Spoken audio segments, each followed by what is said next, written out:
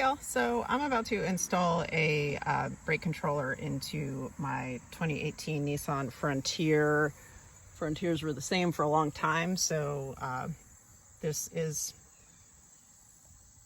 applicable to lots of vehicles. And this is also a super common brake controller, Reese and Tekonsha, or I'm not sure, but yeah, there's a couple different companies that make really similar brake controllers with this little thing here.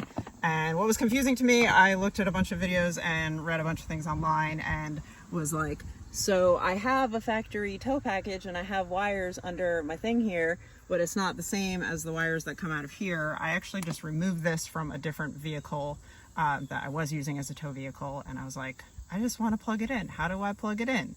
Because the wire colors don't even match, and I was pretty confused about that. So I dug through the internet so you don't have to. The missing piece is an adapter. I will put the part number of this down in the description, but I was able to find this online. There was actually no auto parts store in my town that just carried this, so I had to order it. But as you can see, it has the thing that fits the brake controller and the thing that should fit that up there. So we're gonna do this. So I'm plugged in, sure enough, extremely easy to plug in.